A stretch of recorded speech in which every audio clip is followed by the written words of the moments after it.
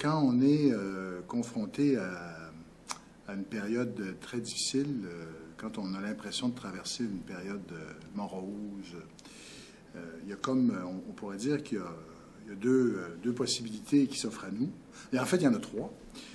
J'ai retenu la troisième. La première possibilité, c'est de devenir un peu cynique soi-même. C'est de dire, au fond, chaque personne pense qu'à sa poche. Je vais faire la même chose. Je vais arrêter de me préoccuper de ce qui se passe à l'extérieur de ma vie. Je vais me concentrer sur moi. Je vais surtout pas m'intéresser à la politique puis à ce qui se passe.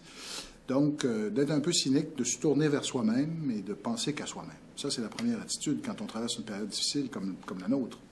La deuxième possibilité, mais je la rejette, j'essaie de la rejeter, cette première possibilité. La deuxième possibilité que j'essaie de rejeter aussi, mais qui est séduisante, c'est celle de l'utopie. C'est celle de dire, tout ça va mal, mais nous allons nous projeter dans l'avenir et nous allons imaginer un avenir extraordinaire, tout beau, tout rose, où il n'y aura plus de chicanes, tout va bien aller. Et donc, on délaisse le présent, mais pour fantasmer sur une utopie de l'avenir, qui peut prendre toutes sortes de formes. Hein, on a vu ça au XXe siècle. L'utopie, pour moi, c'est un peu une fuite du réel. J'ai beaucoup de respect, c'est souvent motivé par de belles intentions, mais c'est une fuite du réel aussi. Alors, il y a la troisième option que je vois, c'est celle que j'ai privilégiée, c'est celle de dire d'autres générations ont aussi traversé des moments très difficiles. Et, à mon avis, la génération réformiste en est une.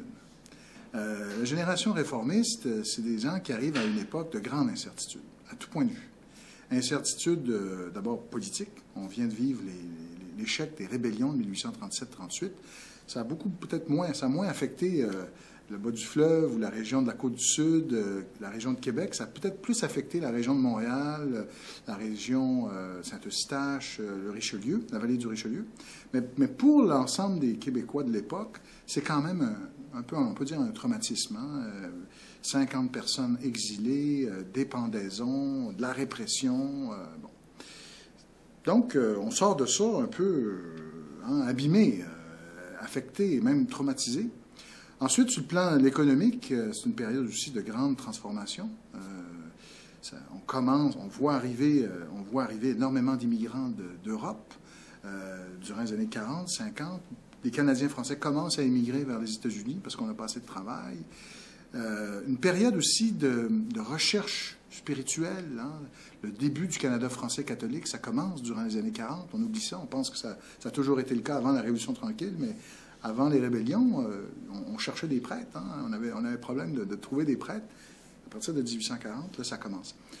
Donc, une période de grande d'incertitude. En fait, c'est une période d'incertitude, d'inquiétude. On ne sait pas ce qui va se passer dans l'avenir. Une période de bouleversement. Et malgré tout, on se relève les manches et on essaie de passer à travers. C'est ce que je retiens, moi, de la génération réformiste.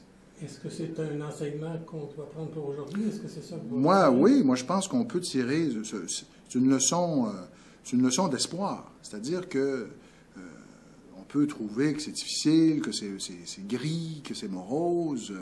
Il n'y a pas de grands idéaux qui nous animent, peut-être, mais d'autres générations ont vécu aussi des périodes très difficiles. Et de nous tourner vers ces générations-là, de voir qu'elles ont quand même su passer à travers, essayer d'amener des réformes de leur mieux.